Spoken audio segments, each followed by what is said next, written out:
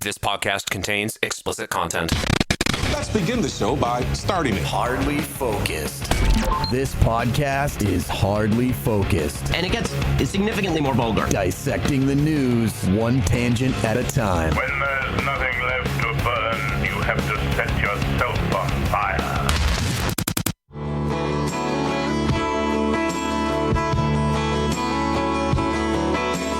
Scars are souvenirs you never lose. Past is never far.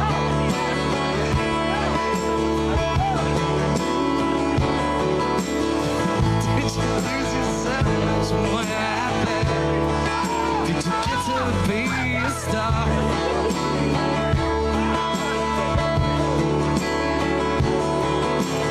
Don't it make you sad to know that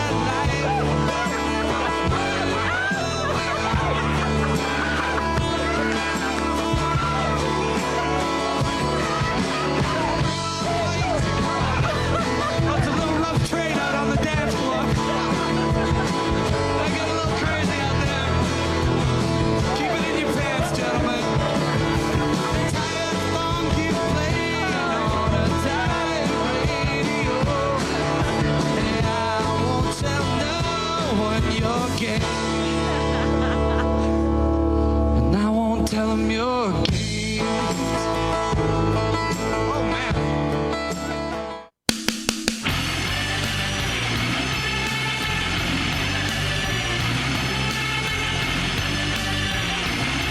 That Valentine sure was funny. Glad you liked it. It says, choo choo choose me. And there's a picture of a train. I just love all women, and I would love to be involved and have a relationship with any woman that's willing to have a relationship with me. Happy Valentine's Day, happy greeting card holiday, and welcome to Hardly Focused. That clip I played at the very beginning was the Goo Goo Dolls on Howard Stern in, it's got to be the late 90s. I gotta say it's like 98, 99, while Howard Stern was having the gay dance party. Oh, okay. With about 30 dudes in the studio, including Baba Booey and Jackie, and I believe Jon Stewart was there too. And there's a lot of bare ass everywhere. And my understanding is that the Goo Goo Dolls were scheduled to perform on the show and were not told ahead of time what was going to happen. So they come in studio and there's just about a dozen and a half naked dudes in there, much to their surprise. Guys, you'll never believe what I got you. Surprise. It's an important day here on Hardly Focused with Mike Tarara and Jack Gill for the first time in about, I'd say, 10 years. Someone who has not been on this podcast has reappeared, making his first appearance on this show since we changed the name from Talk Radio Meltdown to Hardly Focused. The man that we call Skippy. Hello, gents. It's good to see you guys again. It's been a minute. It has been probably close to about a decade since the last time we were in that fateful room. I'd say that was a parent's basement room right there. So it's been a while. Yeah, a dank basement, a dank, dark, cold basement. I'd say either late 2011 or like early 2012. Honestly, it might be more like 9 years. I'm going to say 2012, but I also like to round up. So I want to begin. That's why it's 2-inch cock, 6 inches. That's why I tell the ladies. I want to begin, Skippy, in all sincerity. You know, in the last few episodes of this podcast, we've been talking a lot about accountability, and you know, looking back at people who do and say dumb crap, and whether or not they actually show any accountability for their actions. And Skippy, to you, I sincerely owe you an apology, because about 10 years ago, I was a dick. I was an angry young man. For the record, I'm still pretty angry, but Just less young. but we're older now. Exactly. Yeah, I like to think I've grown up. I've certainly watched you grow up from a young whippersnapper into a responsible adult.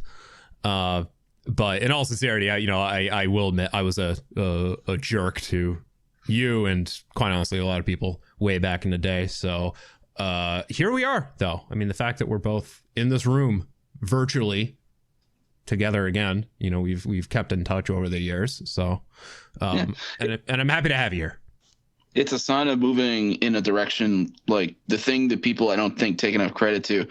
Also, by the way, this is one of those moments where if the webcam is working, you'd see me make the air quotes of responsible, because still not 100% sure if I fit that responsible word yet, but we're making strides. Like you said, like the last time we did anything together related to this was a decade ago. Like you were probably early 20s. I hadn't even hit 20 yet at that point. A lot happens between then and now. So I got a pube. I got a pube. Yeah, we. I think the last time we did this, either I couldn't legally drink yet, or it was just on that cusp. I do recall you joined us for one of our bar events, and the owner found out that you were not of age and was. Oh, is that? I can't remember if this is the one I got lost going to or not. No, this was well before that. No, that. No, that was the one. I still tell that story to this day, and it's like. I was just telling Mike too before you joined the room that had that all happened like 5 years later, not even 5 years later, you would have been totally fine. They would have just sent you a check in the mail at the end of the month.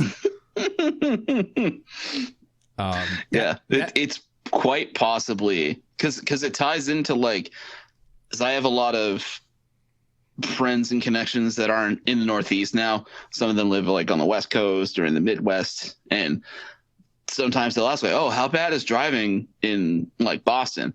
And I'm like, well, let me tell you about this time that I got bullied into an underground tunnel underneath the harbor and couldn't get to a bar to make an appearance, and then had my cell phone battery die, so I couldn't call anybody, and then didn't have any cash on me, so I had to borrow $5 from a guy at the Dunkin' Donuts at like down the street from where the what's that venue in Boston by BU, the Paradise. Oh yeah. Oh my god. Peddled $5 from that guy so I could pay the toll to get back on the pike to go home, because I was just like, fuck this, I'm out. Dude, you should have just driven through the fast lane. I mean, worst thing I didn't even think about it. Worst thing they would have done is send you a bill for like the full amount of the entire pike, I think, in one direction, which honestly isn't that much. Probably is still less than $10. Yeah. Probably like, because that happened to me once. I forgot I swapped my transponder and put it in a different car, my Easy Pass, and drove through the stall and realized I didn't have it, and then I just noticed a charge for like $40 because they're like, hey, this is, at the time it was like $40, whatever, the New York state line to Boston, whatever the very last the very last stall was. So there's a much longer story that maybe one day we'll tell related to that. I will say that event as a whole, though, you probably did the better thing in going home. I wish I and just not getting there. It was a fucking nightmare. It was a disaster. We got fucked over. We were told it was going to be like a packed house. It was quite the opposite. There was no internet. So how the hell? It was choppy as hell. Yeah. No, it wasn't even choppy. There was no internet. Oh yeah, we had to do it. Yeah. Because we also did a phone interview, and with the guy who played Mr. Belding on Saved by the Bell, and that was one of I think that is the worst interview we've ever done on this show. Oh yeah, he's definitely trying to steer it in one direction. We were like, nope, not happening. He goes, well, I'm only talking about this. Well, fuck you. Yeah, that show doesn't exist because then the computer that we recorded it to, it crashed the second the recording ended. Like the hard drive crashed, like the computer just died. So which it may be for the better. The only thing that I remember going well that night, and this is where I really wish we had the recording of it, was Mike showing all of the female servers at the bar, like 2 girls, 1 cup, and goatsy. Like they didn't know about any of this. And Mike was I remember that. showing them, and they were getting so grossed out. And that was like the only thing I wish that we had any recording of. The rest of that evening was just a disaster. So I really wish I could have, panhandled and found my way home. But unfortunately, I think I was also everybody's ride. So yeah. I remember Demick showed up too, and he showed up just as like the bar or the kitchen closed. Like the bar stayed open until 2:00 in the morning, but he wasn't able to get any sustenance, and he was not a happy camper about that. I appreciated him coming out, but it was just on the short list of disasters in this podcast's history, that was I think number 1. And the name Skippy, why do I call you that? I was actually really, really afraid you were going to ask me this question. Because I don't remember. For the life of me, it has escaped and I just cannot remember. But I don't think it was something. I'm trying to remember if it happened at that class we were in together or if it had to do with that the GameStop thing. I think it was the class we were in together, because that wasn't a name that anyone on this show gave you. That was just the name. No. For a long time, I only knew you by that name. And now that I'm saying this out loud, I think it came from our professor. We know each other for context. Skippy and I know each other because we had a college class together. And then that semester, we did another live appearance at a GameStop for one of the annual Call of Duty game launches. You said duty. And Skippy was there, and he joined us because you would think out of the pool of neckbeards that were showing up at a Call of Duty release. I hate Call of Duty Modern Warfare 2. You would think I'd recognize some of them, and I think there were people that recognized us. But the only person I personally recognized was Skippy. So, and then he ended up joining us for the show. And I think, Mike, that was also the same night. I was gonna say that's the infamous night of how fucking stupid are you? Yep. Where you'll hear it later on, because we do have How Fucking Dumb Are You coming up in this episode. I don't actually have the isolated drop in this soundboard. Mike, I think actually the only sound drop I have of you in here. Oh no, I have quite a few of you, but this is the most prominent. Ass, fight, ass. So, and then Skippy, you're a musician now. Yes, very much so. So you can imagine how cripplingly bored I am since we've, as I've alluded to, it is the before times when you could actually like go places and see things.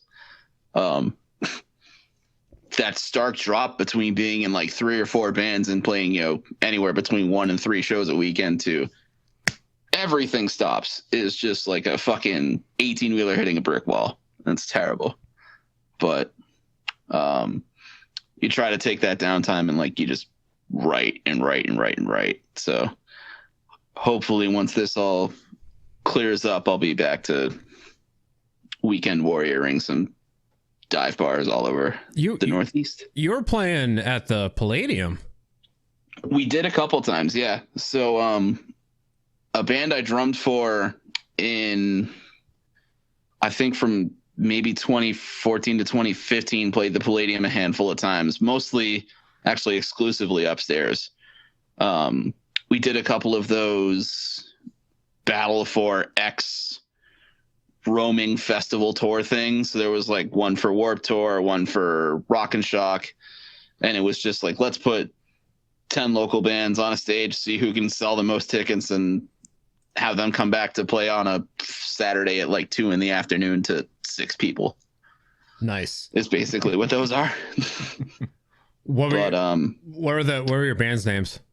So I used to drum in the band was called Hollow Reflections. It's kind of like that vibe being kind of like the newer-ish like metalcore sound that like Killswitch Engage is going for. I did that for a while.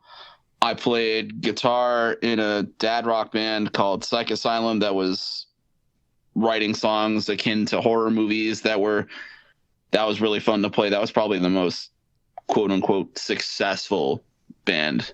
I love how you described it as dad rock. Yeah. Well, because it is. It's like there's songs about, like cheating on your significant other and smoking a bunch of pot and getting high and fucking parties and beer and tits and like not as good as Steel Panther, but like we really wanted to be Steel Panther. Okay. And then the thing I'm currently running right now is another metalcore band called Unanswered. No relation to that one Suicide Silence song, but that's kind of the same kind of vibe as Hollow Reflections was, like early 2000s metalcore, very melodic, kind of not so focused on super duper heavy, but just kind of like songs that make you think, but are also super focused on melody. And that's kind of like what I find is like the most enjoyable to write. Nice.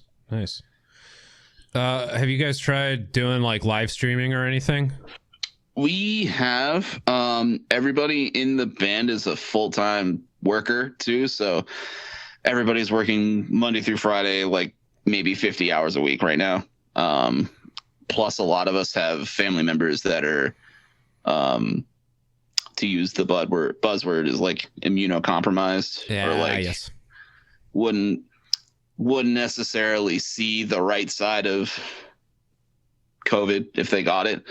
So it's basically just like, okay, we put the big fat pause button on everything. Like we're doing remote writing sessions and people are putting stuff in a Dropbox and we're sharing ideas, but I don't think we'll actually like start doing stuff in person again until maybe not all of us, but like some of us have gotten the vaccine at least.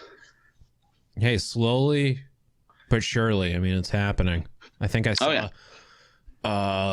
like 2% of the state has already been vaccinated, which is great. Yeah, at least up to here. go. Yeah. We're getting there. So, like I said, slowly but surely. Before we started recording, I was talking about my missed opportunity at getting the new Xbox Series X, and I'm treating the COVID vaccine like I'm treating the new Xbox. They are impossible to get. I will get one eventually, but I'll do it when it is easy to get, more readily available. Exactly, when I can waltz right into my local pharmacy and say, "Get me your finest Xbox." So, what's kind of weird to think about is musicians who, they're full-time musicians. Their income is based entirely off playing shows. It's crazy to think like what they're doing now, like hoping that they had savings and nest eggs that they could fall back on, but like it just because for some reason I'm just anytime like a famous musician shows up in my people you may know list on Facebook, I take a gamble and I send them a friend request, and it's usually a 50-50. But a lot of them now are like working like office jobs and actually doing the things that they always said that we were never going to do, because that's what it is now. So to that point, do you think that with the live music industry basically being non-existent right now, do you think that people are going to start buying albums again? I don't think it's ever gonna get back to the point where like people are waiting outside a record store to get copies of like the Black Album when it came out. I don't think you'll ever see that again. Like just the fact that people are home stuck all the time, it sucks, but they're streaming, they're using Spotify, they're using Apple Music, they're using Pandora. And while it's still an idea of like, oh, we're paying the artists, like realistically, we've had like, and I'm not trying to turn this, like, this is a bad example, but like we have a combined maybe about 5,000 streams on our entire first EP that came out. There's about $12 sitting in the bank from those streams, and that EP has been out for over a year now. Like, you can't live on streams. You have to do something. So most people, at least in the upper echelon of touring musicians, have some other kind of side hustle, whether it's like their endorsees are keeping them afloat. They have like guitar companies or pedal companies that they have stake in, or like basically other passion projects, quote unquote, that at least are providing some kind of financial fallback. But like that middle ground of like those dudes who aren't quite super huge, that they can just rest on their savings and wait for live music to come back.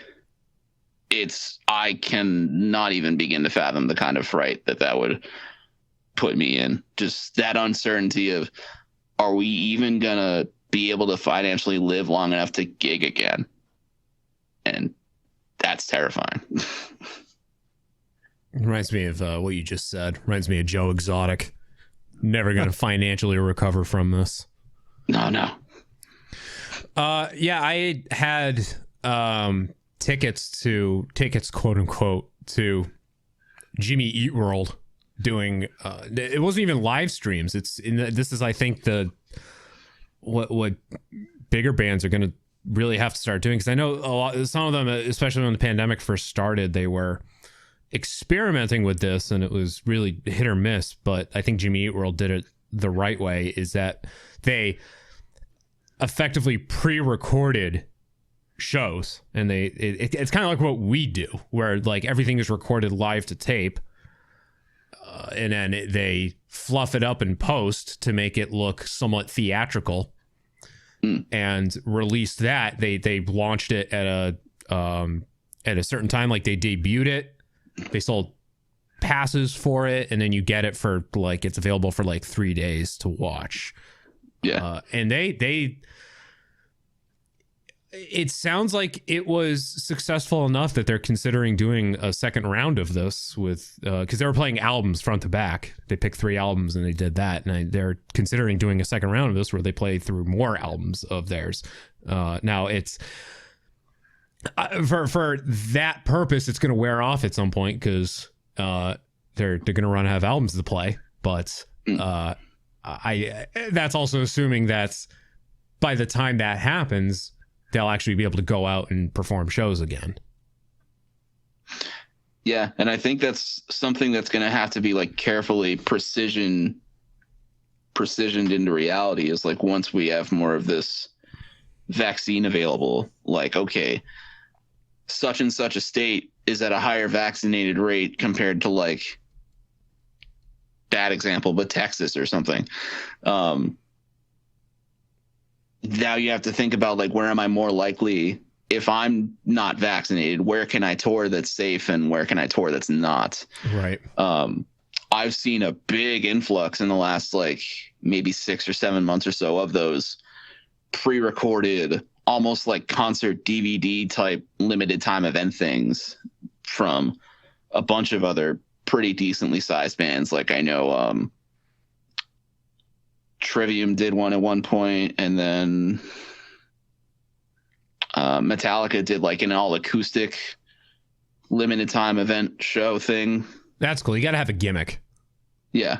And you can't just play a normal show with a normal set list, because that, I mean, it's kind of like, because I've definitely, I'm going to use Taking Back Sunday as an example, seeing them well over a dozen times. It kind of gets, it's the excitement of being in the venue and being with other people.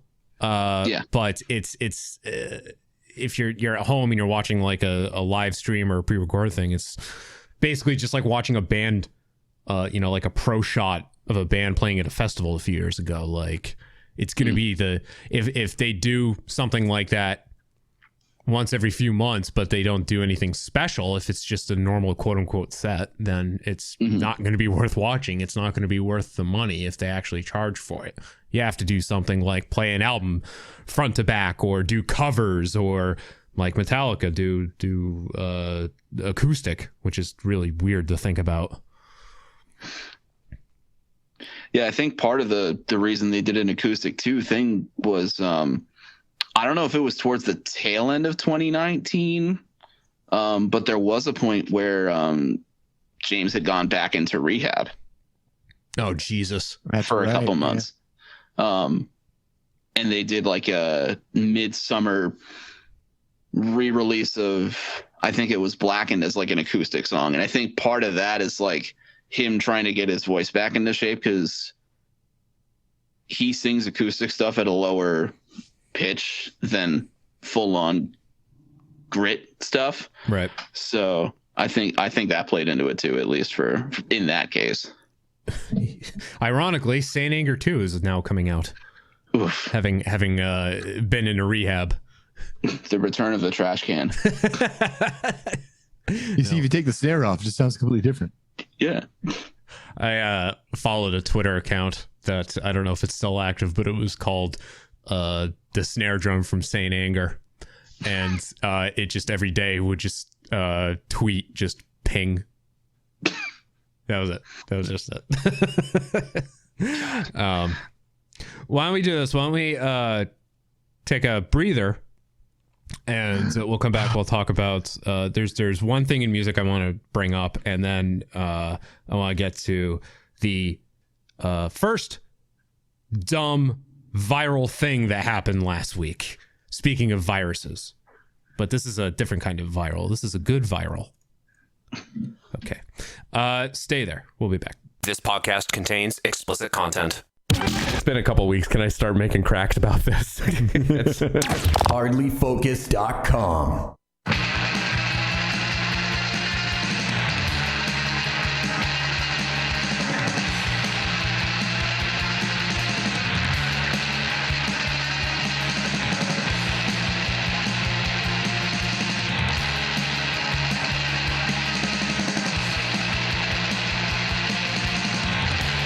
There we are, Hardly Focused. Thank you for checking us out with Mike Terrara, Jack Gill, and Skippy here for the first time in almost 10 years. The last time he was on the show, we were known as Talk Radio Meltdown. Here he is joining us again, virtually, of course, because that's just how we do things now. Virtually and invisibly. Invisibly, yeah. I don't actually know if it's him. I can't see him. We cannot confirm. If the audio, if the video was there, it would just be a deep fake anyway, so we would never know. Yeah, it'd be a cat. We'll get to that in a second. I wanted to play this for you real quick because the NME ran a piece about Nirvana and Dave Grohl. This came from an interview that Dave and the Foo Fighters did on Howard Stern last week. Medicine at Midnight, that's the new Foo Fighters album. Fantastic album. I think it's one of the best ones that they've done in a very long time. I'd say the last 10 years worth of Foo Fighters albums have been very hit or miss. The one that had Walk on it, and I think that might just be me being biased. That's Pantera. Oh, okay. My mistake. That album, I think it was just because that came out when I was still working in radio, so I had to hear that goddamn song every 10 minutes. But that album, Sonic Highways, despite it was such a grandiose effort, and it was just trash. I didn't like it. Concrete and Gold had like 2 good songs on it. This one, I've listened to all the way through like 3 times in a row now. It is that good. The last track on the album, Love Something. I can't remember what it's called. Love Dies Young. Great song. Probably one of the best they've recorded since like all my life. Skin and Bones? Before Skin and Bones. I'm going to say like literally like One by One, like the One by One era. Wow. So they were on Stern and they revealed that because, Pat Smear is in the Foo Fighters, but Krist Novoselic is Mr.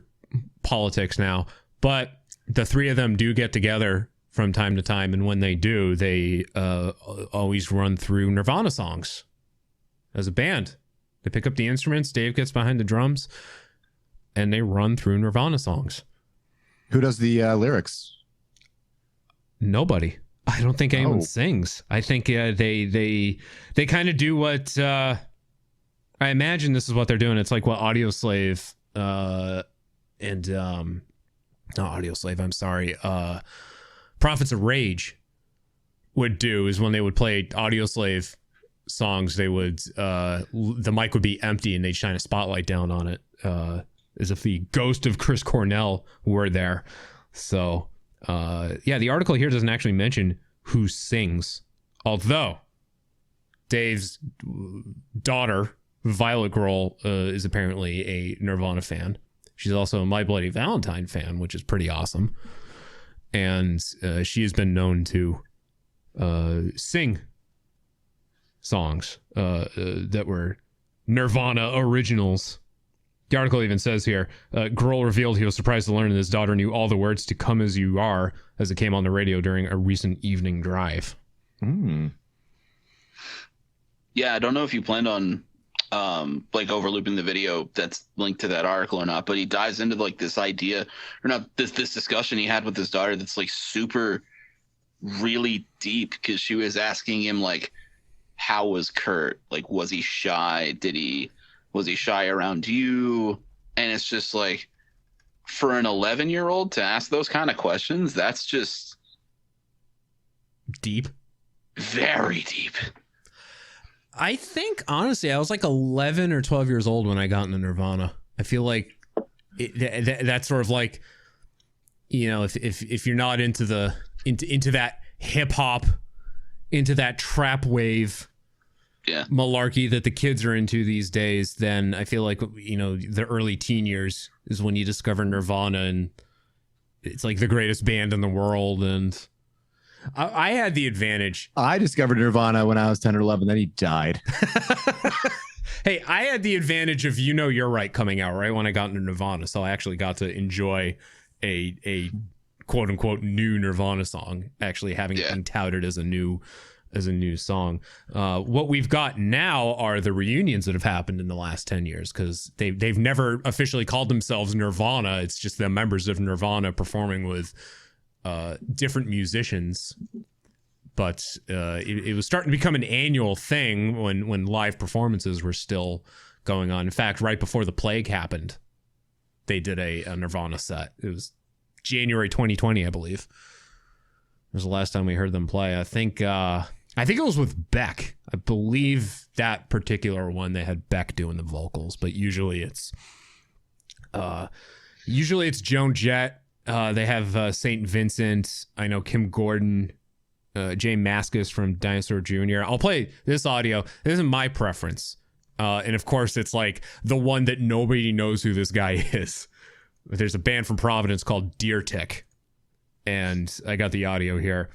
John McCauley, their frontman. If they were to even do like a single tour where it was like Nirvana with John McCauley or something, have it beat this dude doing the entire set with them, because this dude, I think, is the closest you're going to get to Kurt Cobain. Here we go.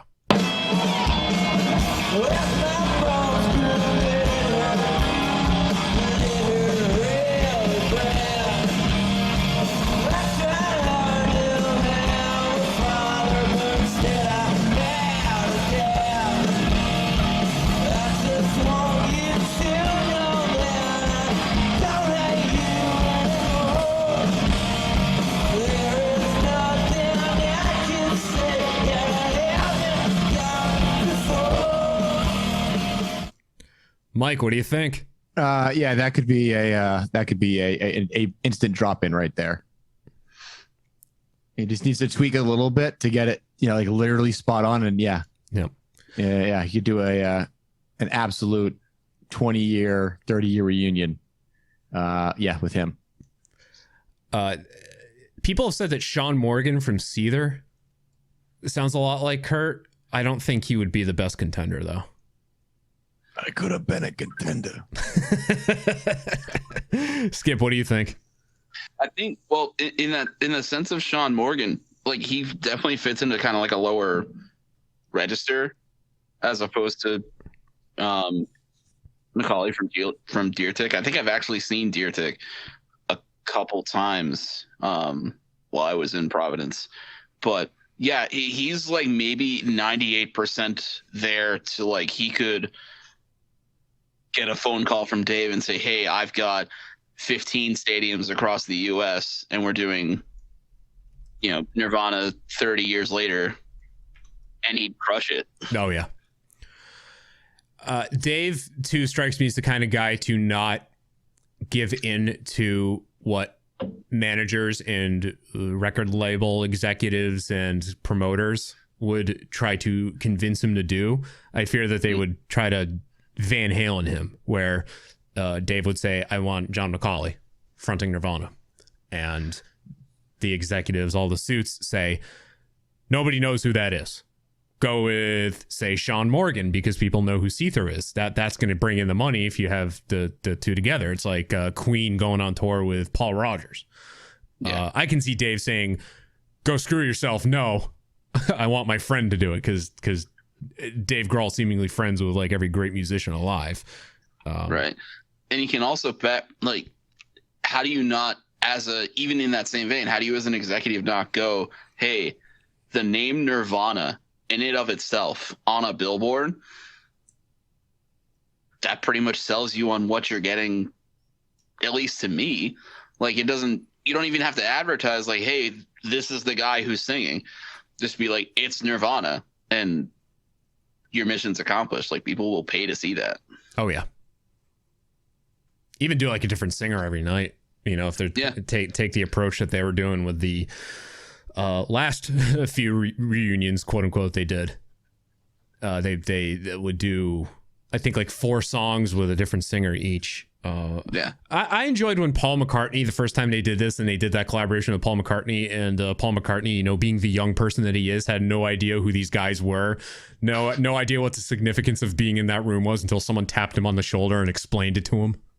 Yeah, the hip young up and comer Paul McCartney. Yes. He's gonna get somewhere some of these days. Yeah, we're bigger than Jesus. Got it in him. Bigger than sliced bread. Yeah,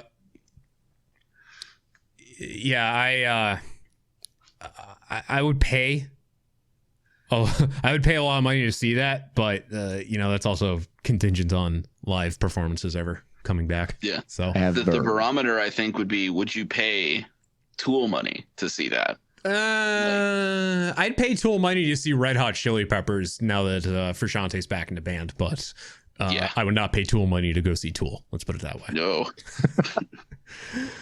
The Van Halen thing, the reference I made earlier is after Sammy left, they were going to recruit someone like an unknown, like just this guy who just had a great voice, and their record label at the time said, nobody knows who this is. You guys aren't going to get anywhere with him. So go with someone that people know. So that's how we got Gary Cherone in Van Halen.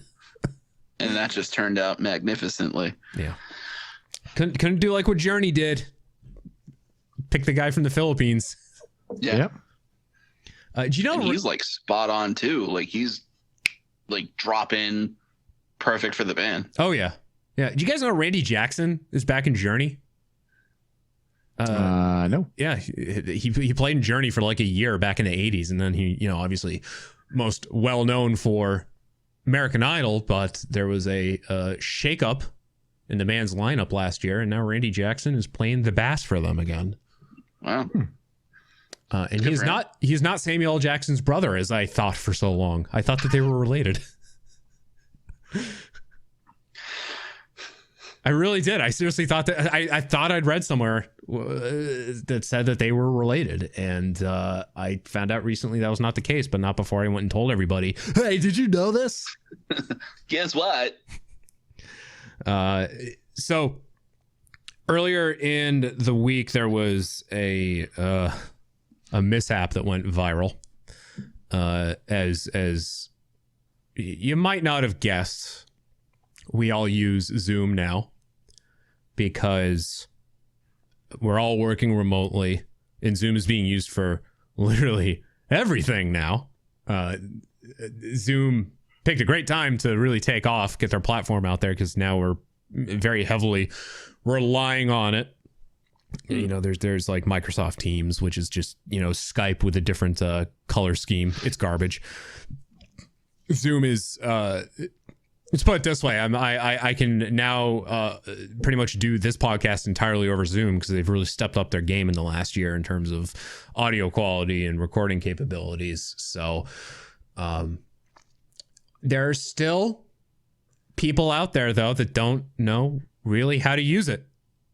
They don't know how to work video filters. They don't know how to work virtual backgrounds. And as a lawyer found out recently, if you share a computer with someone, including your kids, make sure that you check the filters first. You go into the settings. You take 5 seconds to look in the settings, look at your filters, look at your background. And if you're doing something like a court hearing, for example, make sure your filters are turned off.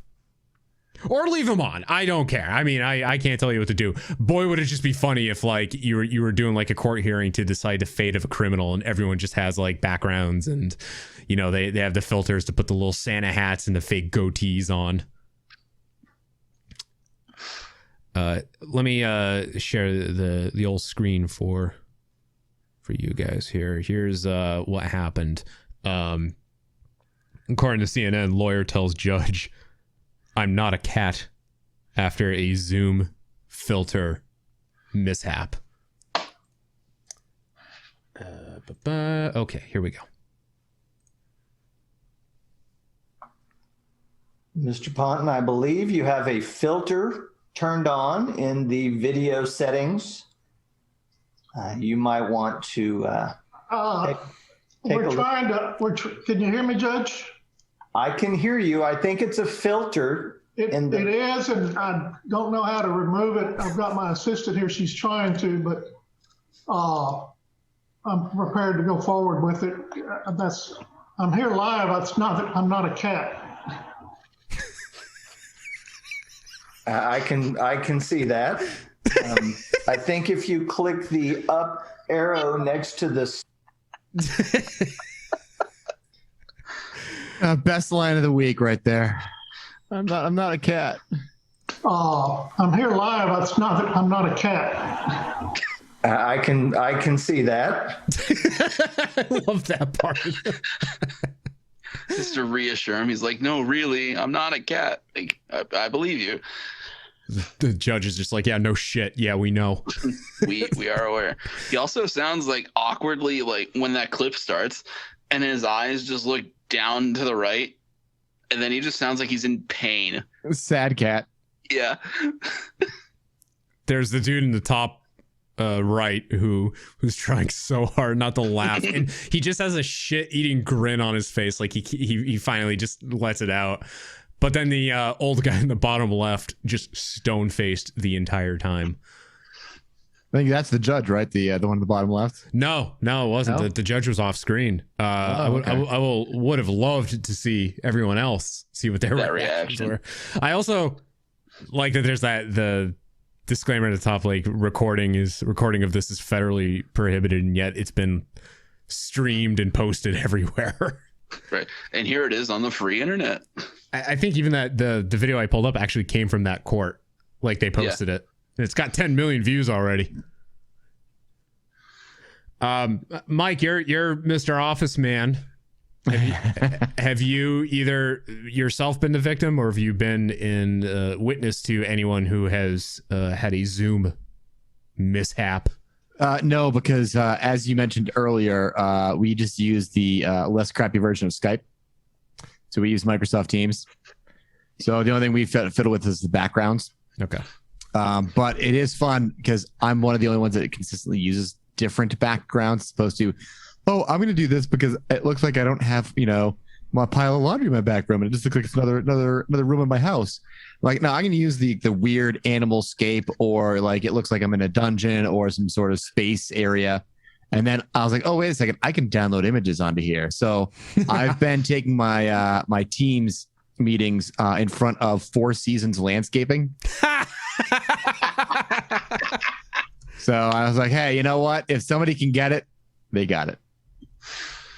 Nice. When this was all the rage for about 2 days, took a screenshot using the camera on my computer, a screenshot of the background that you see now of this room, and removed the chair, so it was just a blank wall.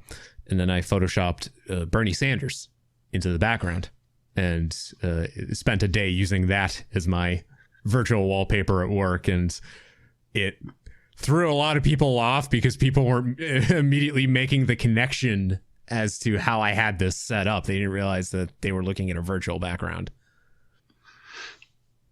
Simpletons. That's what they are. Fooled you. Gotcha. Skip, are you doing anything that would for work anyway necessitate the use of Zoom or Teams? Not really. So like we worked from home for about 3 months when this thing really took off, but I'm not important enough in the company hierarchy to be needed on video calls for operational stuff. So the only time I've used like Zoom or in this like Discord has a video calling feature type thing is to stream or to like play Jackbox with people. Although it does remind me of a story from I think last year with this dude who was doing a weather forecast in I think North Carolina and was doing it on Facebook Live and activated like some kind of filter rotation thing. So you can see him deliver the forecast and it's cycling through like a Gundam helmet, and then it goes to like a fedora and then the flashlight thing. Nice. All while he's delivering the super serious, please be careful in the snow forecast.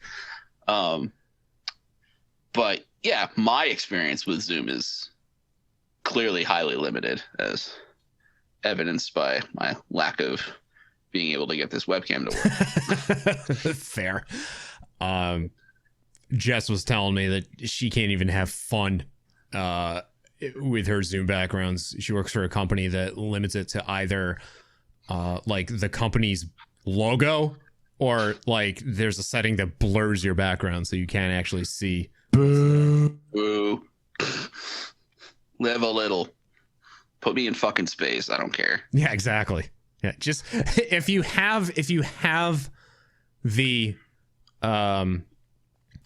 ability in your workplace to at least customize that stuff and have fun with it, at least be careful with it. Because when this whole thing first started, people that I worked with went a little too far with their virtual backgrounds and almost blew it for everyone, and we almost weren't allowed to have fun anymore. There was also the guy who also it's almost like think of it as if you're really going to be like on TV.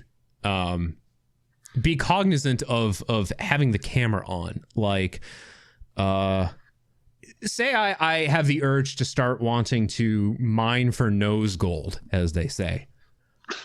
Look, if you're gonna go 2 knuckles deep, go for it. I'm gonna turn the camera off first though, because there's some people out there who just don't want to see that. There was the guy who was caught jerking it. Yep. Because he forgot to turn his camera off, and then he ended up getting fired. And wasn't he like? Was he like a politician, or was he like some high-ranking executive? I don't remember what his background was, but he was like, his name was known. But yeah, don't do that. At least turn your camera off if you're going to do any of that. Don't tug it on his Jeffrey Toobin was the guy. Jeffrey Epstein, what? Yeah. Turn your camera off before you hang yourself. He was part of the New Yorker. There we go. Okay. Yep. Yeah, the name sounded familiar. Mike, you said the video you sent me not not worth the audio. No, it's just what you were referencing the video. So I was like, hey, this is what you're talking about. And yeah. Well, hey, we do a video component here. So for those of you watching at home, I think this is what Skippy was just talking about. Yes. Here we go. Reporter has no idea his filter's on during Facebook Live. All right, social media can really be fun, but sometimes we just end up looking silly. This reporter in Asheville, North Carolina, trying to keep his community informed about snow out there on the roads, but he doesn't know that the random filter generator is on during his Facebook Live. So everybody in the comments section is, asking about the funny faces. This guy has no idea this is even happening. And we're not laughing at him, by the way. We're laughing with him. No, you're laughing at him. He's the one who posted all this on his own Twitter page. And also, this could happen to any of us. We do a lot of Facebook Lives. Right? This is sometimes the fastest way to get information to our viewers. Oh, the googly eyes. Yes. And you know what? Sometimes you hit the wrong button. And the best part is if you watch it, he's giving us a serious live shot there. He's talking about the conditions. And then he walks off and he goes, what are the comments about? Imagine if there was like a horrible fire in the background. Or if he was reporting on something way 12 people dead after serial killer continues his spree. Like a terrorist attack. A clown nose pops up in his face. Yeah. Something just completely the worst thing imaginable to happen in recent history, and this dude is here with his funny looking mustache filter, and it just goes through this. It just cycles through all the different ones. That clip did remind me how cringy some local newscasters can be. And I think we're a little blessed in that sense up here that from what I can tell, because I typically stick to the same 15 minutes of give me the scoop of what's happening. But at least up here, our local news guys aren't super duper cringy. But that's pretty bad. Oh yeah, I mean we're a top 10 market, so you got to be hey, we've got to actually be professional and know what we're doing. Don't forget this. We got Pete Bouchard here in Boston, who's that's true, a bit of a comedian. And a few years ago, he dropped this one when he was doing a weathercast. In town now, our wind chill factor about 23, humidity 85%, a north wind at 13 miles an hour. Picking up some snow, are we? Yes, we are. In Princeton, we picked up 9 inches of snow. Bill Ricca had 7, the biggest amount that I could find, almost as big as me, about 9 inches. Bill Ricca 7, and in Stone. I forgot about that, Gem. See, you can't have fun like that on TV, though. I'm sure he got a finger wagging and a talking to afterwards. Yeah, it's hey, listen, Pete, I need you to do me a favor and just never do that again. See, it's one of those things where it's like my, we have our Hardly Focused web store, and we have shirts available. And there's one shirt that I call the family friendly shirt. And the logo on it, you're not gonna, if you don't get the reference, then don't have someone point it out. Don't have it called out, because then it's going to become a big deal. But if you just present it or just say it and then just let it go, no one's going to say anything. It's not until someone speaks up and says, 9 inches, that's offensive. Kids could be watching this. Well, now you got to explain it.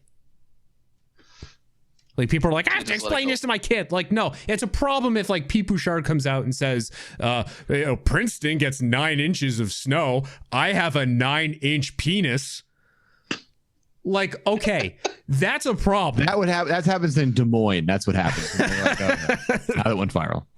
That's a problem. If you just say 9 inches like me, and little Bobby son of a bitch goes, what does he mean by that, Daddy? And just go oh, that's just how that's how tall he is. He's a very tall man. Say that.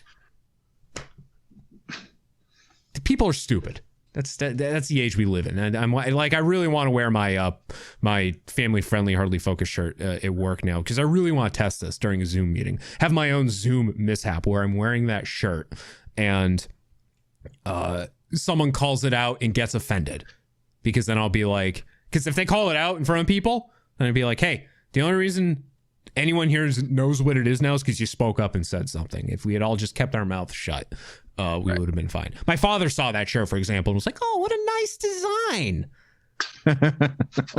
oh, Father, you just don't know. Oh, how naive. My sweet summer child.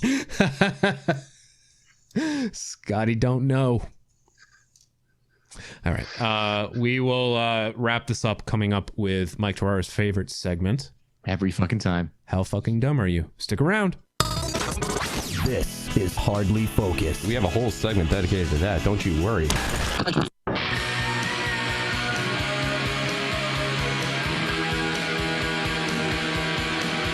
We are Hardly Focused. Thank you for checking us out today with Mike Terrara, Joe Anders, aka Skippy. My name is Jack Gill. You can get us at hardlyfocused.com. We're on all the podcast apps.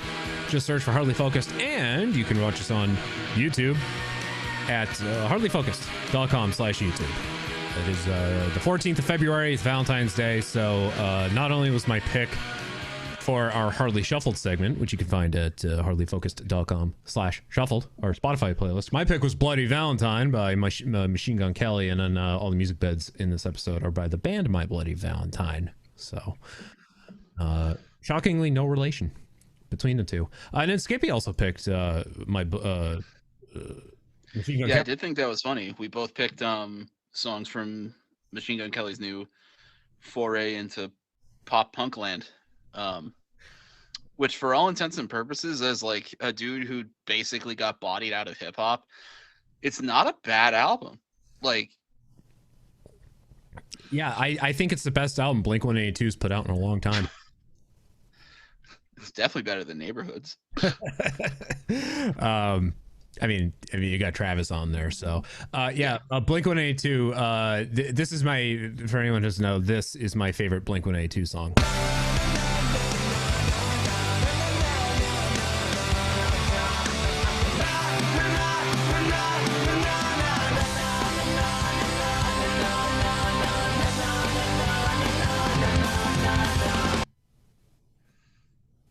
Where are you?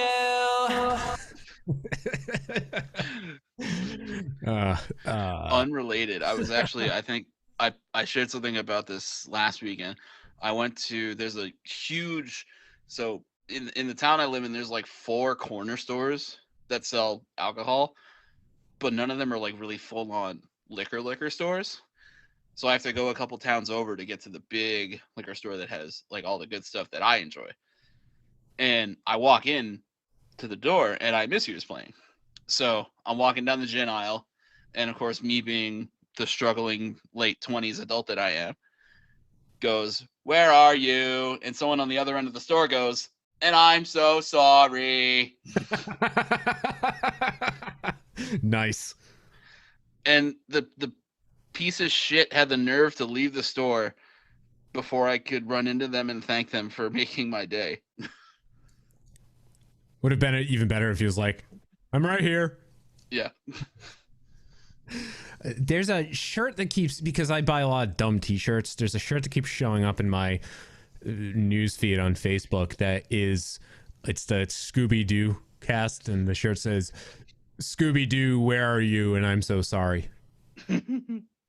It's the worst shirt I have ever seen. It is that we're at the point now where we've run out of ideas. Is it worse than those shirts that are like those super long auto-generated, like "I'm an Italian third grandson" type shirts that have the super long descriptions on them? Mike, you're muted. I was gonna say they can't be that bad. They cannot be that bad. I think I'd almost want to wear one of those than this Scooby-Doo shirt. I don't know. Maybe it's a pride thing. I'm not sure, but in the name of love. Well, speaking of dumb things, here is our I'd say our flagship segment for this podcast. How fucking dumb are you? Hardly Focused presents. Do you finger your own asshole just to smell your own shit? Like, I don't get it. How fucking dumb are you? So we've hit the point now where the election is over. COVID is here to stay. The impeachment trial has now, I guess, come and gone. So we are now back to reporting on just really stupid, ridiculous things. If you remember a few years ago, it was cool to ingest Tide Pods. And thanks to those people, whenever I go to CVS, the Tide Pods are locked in a case and you can't get to them. Not at Target, surprisingly enough. They're just still out there. They just don't care. Yeah, they don't care at Target. But still doesn't mean that those containers are a pain in the ace to open up. But yeah, we had that a few years ago, the Tide Pods. I guess the thing now is Gorilla Glue.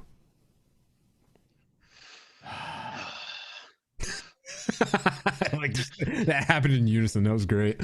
I've said it. I told a story once on this show that I was just being a dick at work one day, and you know, I like to, when I'm talking about stupid people, I like to say that they're sniffing glue, that they're huffing glue. And one of my coworkers had a bottle of Gorilla Glue on his desk, and I picked it up, and when I was going off about someone sniffing glue, I did a demonstration of what that was like, and some of it got up the old schnoz, was stuck in my nose hairs, and it was really uncomfortable. But it's still there. You know, maybe it is, and I'm just living with it now. I seriously don't know if it ever came out. But he also lives with COPD. But how did totally I get unrelated. Disease? So Gorilla Glue is now a meme because some chick on TikTok decided to put it in her hair because she didn't have any hair product, the stuff that she normally uses. She decided Gorilla Glue was the next best thing, which I don't know, it's like if you don't have any alcohol available to drink, you grab the tin of varnish and you start drinking it. Yeah, one of the like the ammonia, you know, just to take the edge off. You go for the rubbing alcohol. As long as you filter it through a piece of bread, you're good, right? Good old bathtub swill, toilet tank swill. I ain't blind, I just can't see straight.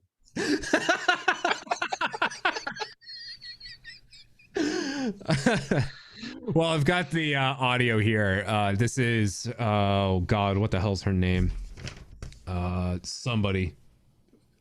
Tessica, what the fuck? No wonder you put Gorilla Glue in here. Her name's Tessica Brown.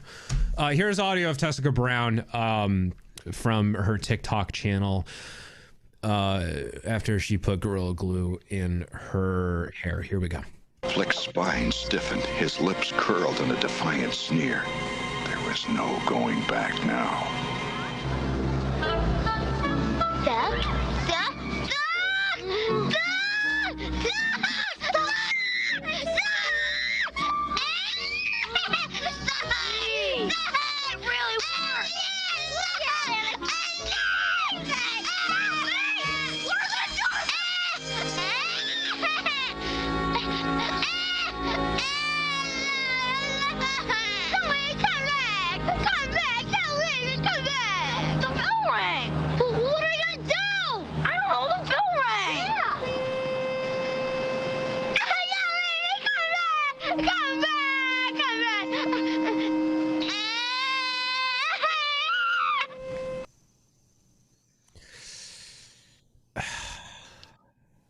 We got this issue on the show where carts just keep getting mislabeled.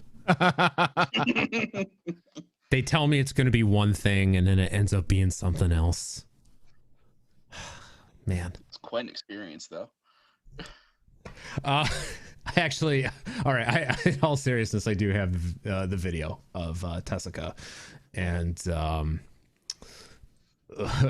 what she posted on TikTok. I don't use this TikTok shit, all right?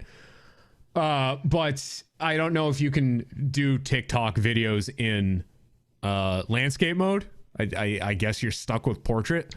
It's like if you've ever seen Instagram Reels, that's like their attempt to compete with it. And they're all stuck in portrait.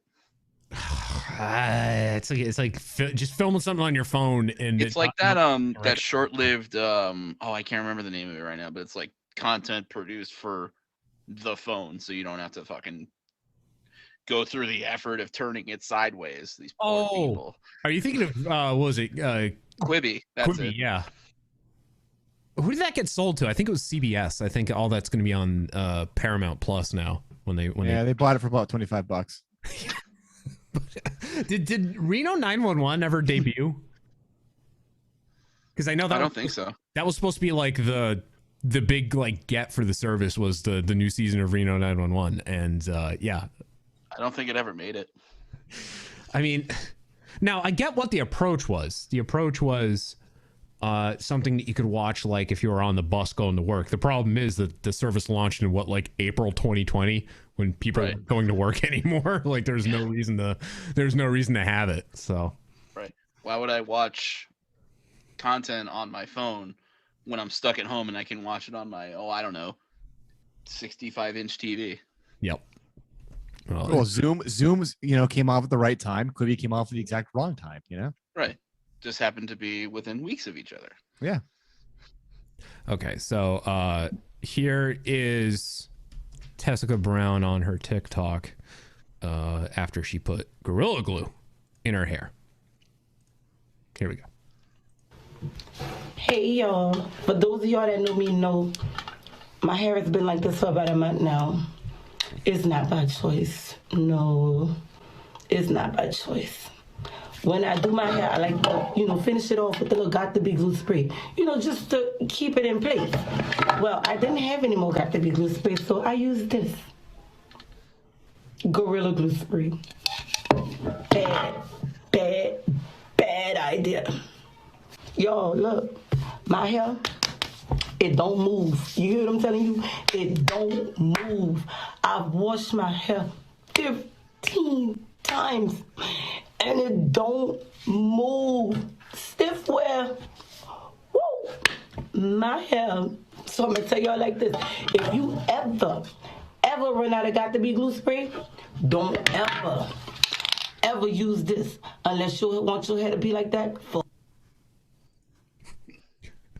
Only at least if it was run out of Got to Be, at least it was spray and not the Gorilla Glue like glue. Oh, see, that's what I huffed was the actual glue. Oh, that's because you're that much of an idiot. That was the actual stuff that got in my little schnoz. Yo, look, my hair, it don't move. You hear what I'm telling you? She slaps it for don't move. Yeah, slapping it. Yeah. Slapping the base. Look at my head. Look, I mean, I'm wearing a hat today because I woke up with like a cowlick, and I couldn't get it to go down. Just like my 9 inches. You're confusing inches and centimeters again there, Jack. Oh, my mistake. It's that damn metric system. Yep. Yeah, that's why I'm wearing a hat. Now, if I had Gorilla Glue, problem solved. Or, just shave your head. You can also do that. Just have no hair. But I don't know why you would think Gorilla Glue was the why is that approach? Plan B? Right? Yeah, this will work. Yeah. It's it's a glue and it's a spray. Yeah, it's got to work. Yeah. Or why not just fucking? It's 2021. Let it be wild. Let it be fucking untamed, and just let it do its thing. Goddamn right. Yeah, you're not going out anywhere. Yeah. According to WKBN.com, there's a statement that was released by Gorilla Glue themselves saying, quote, "We are aware of the situation and we are very sorry to hear about the unfortunate incident that Miss Brown experienced using our spray adhesive on her hair. This is a unique situation because this product is not indicated for use in or on hair as it is considered permanent." I like how, yeah, unique situation. That's corporate speak for you're stupid. Unique situation is in we didn't feel the need to put the word hair on the can because we didn't think anybody was ever going to have the thought of, oh, this would work. This is kind of similar to, how on like the the McDonald's coffee cups, the Starbucks, the Dunks, all the coffee cups say, caution, this beverage is hot or might be hot. And it's all because that old woman spilled McDonald's coffee on her lap and got 3rd-degree burns.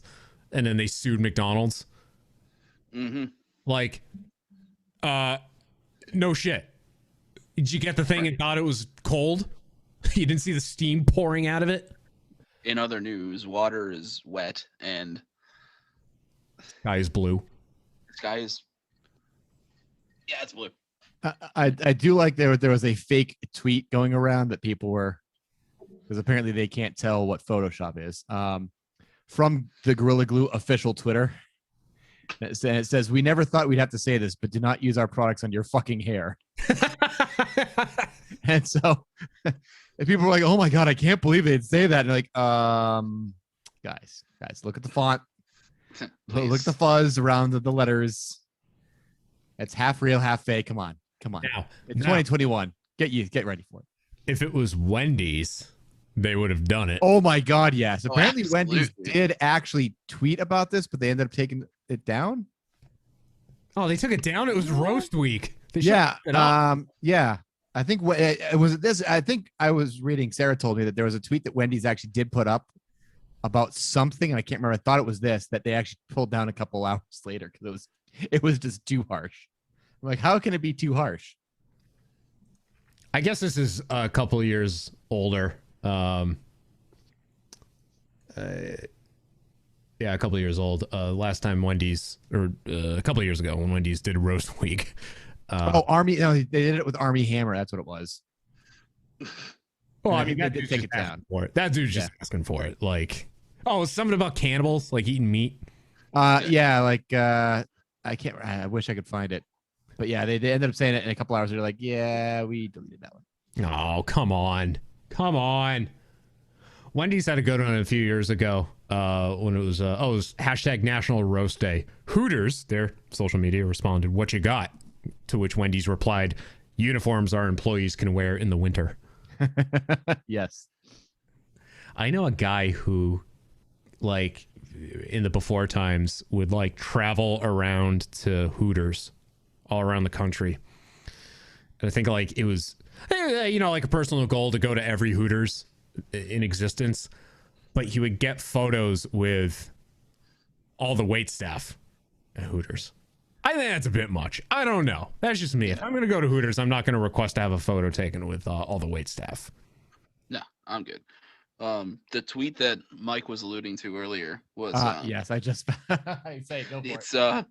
So Wendy's, it's hashtag National Roast Day, asked to get roasted, and it's in response to @Lionsgate, and it just says roast me, and the response is, "We'd give you a hand, but one of your former actors might eat it." That's good. Oh, they should have kept that up. Oh, come on. It was up long enough for people to get the receipts for it. Yeah. And for the Post to share it. So, I mean, that shit needs to be up for like 5 seconds before it spreads like wildfire. Like it's that for a group, for a company, especially like that's so good. Yeah, no, that's on point, man. That's how you get business right there. Like people aren't gonna boycott you just because you made a joke about an actor who's getting canceled because he's a cannibal. Like you're gonna be fine. Yeah, I think you'll be okay. Yeah. The Tessica Brown, I guess she went to the ER and they couldn't do anything for her, and a plastic surgeon in Beverly Hills offered to do surgery on her head to remove the glue and fix everything free of charge. So she is, I guess she's fine now. I guess even was photographed. The New York Post had a photograph of her walking around. Her hair looks, I guess, as normal as it could look after having surgery done on you to have Gorilla Glue removed from it. Yeah. See, at that point, if that was me, I would just kind of get, whatever damage done rectified, and then just go shiny dome for a while and just let it all grow back on its own. Yeah. Yeah, go all Denai Guerrero right there. Yeah. Right there. Well, this hasn't stopped another quote unquote YouTube star I'm saying YouTube star. I don't know if that's the right term, but just YouTuber. Yeah. Another guy on the internet, a man from Louisiana named Len Martin, who I guess didn't think that what Tessica Brown did to her hair was that serious, and didn't understand what the uproar was all about. So he gorilla glued a solo cup, a plastic solo cup, to his lips, and it got stuck. And he, I think, was actually in a much worse spot than Tessica was. Yeah.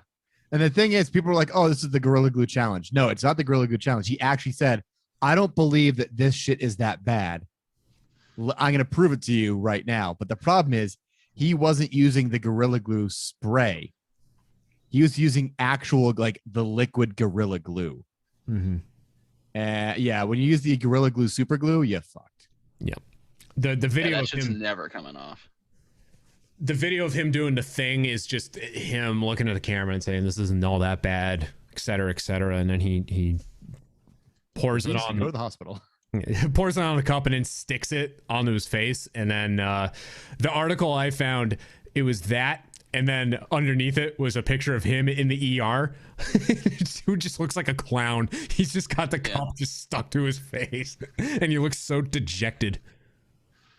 It's like the thing that first popped into my head was like that cliche still image from the beginning of like some kind of comedy movie, and it's just like, I bet you're wondering how I got here. And it all started. It all started with Gorilla Glue. It all started with a woman who I thought was stupid. What are the chances? And then it turns out I was stupid. I believe Mr. Martin was talking to WKBN here. Here's a couple of, and I assure you these are the actual audio clips. Len Martin talking to the news, doing an interview after he had to have medical procedures to have the cup removed from his skin. Here we go. So walk me through the steps of what you did. Tell me what you do in the video with the cup and the glue. But basically what I was doing was I was trying to show people that it wasn't as serious as she was making it to be, you know? Mm-hmm. So basically what I did was I trimmed the cup with some Gorilla Glue and placed it in my mouth for a few seconds, or for a few minutes, in which I thought that I could lick it off, kind of, you know, to moisten it and pull it right off. But that didn't work, though. Fucking dumb. That didn't work, though. I was surprised. Clearly not. You wouldn't believe this, but... What? Adhesive sticks. Man, if you're that stupid, you deserve everything that happens to you. Mm-hmm. Sorry. That's just... What did you think would happen? Not nothing like this, man. I didn't think anything would happen. No, you didn't fucking think. Here's his follow-up with his statement, his I guess message to the public. Here we go. So what is your message to people watching this right now who are seeing these challenges? What is your overall message to them? Well, see, the thing is, I don't want to send out a bad message. The same thing with the ice cream situation, which was completely blown out of proportion, but I don't want nobody to try, especially these kids, you know? They look at stuff on the internet and they be like, okay, they're trying. Now, if somebody's kid going to do this, and this could be worse, you know? Somebody could die, anything could happen. So this is definitely one not to try. Let's just stop this now. It's over with for that. Let's act like it never started, you know? It's very harmful, and it could harm a lot of people, you know? Well, that's all the questions. Worth noting that in this video, he's wearing a face mask. Good on him. Yeah, he's like, I'm not showing off what happened. Well, yeah, wearing a face mask, but then you can see the bandage. The bandages they put on him is much bigger than the face mask, so it's just kind of hanging off on his chin. Yeah, that's I guess this is some guy. I don't know what the ice cream challenge is, but this is some guy who did something like this a couple years ago, and I think he actually appeared on like one of those. I can't remember if it was like the Doctors or Dr. Oz about it, but like he's been linked to like these other internet hashtag whatever challenge things that people somehow whip into some kind of notoriety, and then stupid people do stupid things and get stupid awards. Well, it's like, if I do it stupid enough but not damage myself, I can get internet famous. Right. Like, no, you're yeah. The ratio's not there, buddy. You're gonna get fucking hurt. Nope. See, I will partake in things that at most will give me like food poisoning. Not something that is going to literally result in me losing, I don't know, permanent disfigurement. Yeah, exactly. Yeah, losing my bottom lip, having my scalp burned off. Yeah, looking like Roger Ebert. Yeah, I don't want to risk that. No. I'd rather drink mayonnaise and sparkling water. Lemon flavored sparkling water. It added a crispness to it. That's bringing it full circle back to the days of the dark, dank basement. Yep. Bonaducci. All right. Well, there you go. The lesson there is Gorilla Glue, not for the skin. I mean, not for nothing. That's a great advertisement for Gorilla Glue. Like, yeah it sticks. Yeah, real good. No, their slogan should be Gorilla Glue. Don't be daft. Yeah. Although I think it might still be in that article about Tessica. Didn't I think I read somewhere that she was like planning to file a lawsuit against Gorilla Glue because the can of spray doesn't explicitly say hair. It just says skin. Okay, clearly two different things. Well, clearly it did attach itself to her skin, so therefore out of court. Yeah. By way of the hair. Yes. God, that's going back to that McLibble thing where, well, it didn't specifically say that it could harm me. Like, it specifically says he has to be in office. Oh. And on that note. Well, there you go. That's the new the new sensation for 2021. Because we clearly have too much time on our hands. And I also heard that in France there's a new baby boom starting because it's been now 9 months since the lockdown began or it's been more than 9 months obviously since out there, but now all the kids are starting to pop out. Well, yeah, because all the people that haven't worked are like, I still have socialized medicine, so I can still afford a baby. Bye. Skippy, thank you for joining us after a very, very long time, and we will do it again. Absolutely, this is a pleasure, and it's fun to just sit here and like to think about the fact that like we literally maybe sat on the fact that we hadn't talked or done anything like together in like a decade for all of like 5 minutes, and then just went, okay, business as usual. Let's just start talking shit about people. Yeah. Like it's like nothing's changed. Basically, yeah. All right, we cool. All right, this guy's a fucking moron. All right. This guy's so dumb. You know what? That's called being an adult, and I appreciate that. So yeah. Mike, it's a pleasure as always. We will do this again real soon. We'll talk at you guys next time. See you, bye. One time Randy Beeman's aunt was sitting on the front porch, and she was in her bare feet, and she felt a lick, and she thought it was her dog licking her feet, but it wasn't. It was this crazy guy that did that a lot. Okay, bye.